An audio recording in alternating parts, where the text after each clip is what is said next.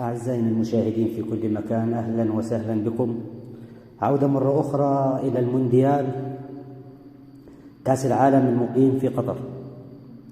قطر استطاعت بإثباتها وانتمائها ودماغ تميم رئيس قطر دي. أنا نشهد للصراحة ليه؟ إنه هو دقيتي هيربي الدول للغرب بطريقة محترمة، طريقة تمام التمام.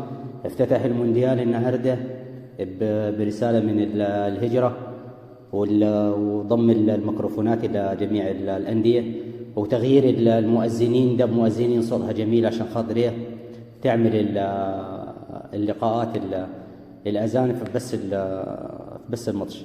طيب أعزائنا المشاهدين، المهم تابعنا لآخر الفيديو عشان خاطر هتضحك، يعني هتضحك عشان خاطر هي الزيتونة. طيب الرئيس السيسي راح قطر واستقبل أمير قطر، تمام. المشكلة مش هنا، المشكلة إن خبر دقيتي دي الزيتونة دقيتي اللي هي لسه طالعة دقيقة، الخبر اللي لسه طازة زي ما قال الشاعر. الخبر اللي لسه طالع دلوقتي إن الرئيس السيسي رئيس مصر اتقابل مع رئيس تركيا طيب أردوغان في صفقة قمة مصرية تركية. طيب احنا دقيتي الهدف مننا ايه؟ ان احنا دقيتي عايزين نشوفوا الاعلام المصري، احمد موسى، عمرو اديب، الناس طبعا اللي كانت قالت عمرها احنا ما نصطلحوا مع قطر، وعمرنا مش عارف ايه، وعمرنا ما نصطلحوا مع تركيا وبتاع.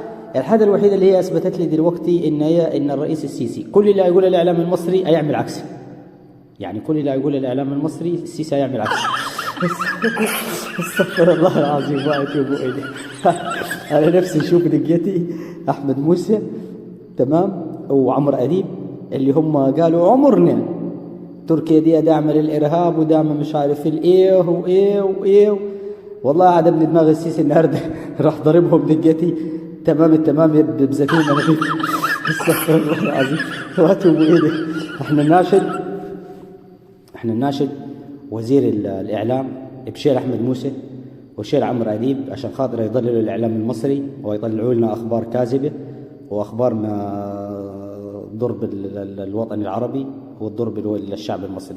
فإحنا خلاص إحنا نطلعوا دولة ونستكفوا بالمذيعين اللي هي زي الأستاذة الفاضلة منى الشاذلي أو الأستاذة ياسمين عز داعمة الرجالة والمذيعين المحترمين دولة، ونشيلوا أحمد موسى وعمرو أديب وابراهيم عيسى الثاني اللي كان يتكلم عن الاسلام والدين. شوف النهارده تركيا ردت عليه النهارده ابتعد قطر ردت عليه برد النهارده. ما احنا نشيل الاعلام ده هويته، وخصوصا الاقرع ده.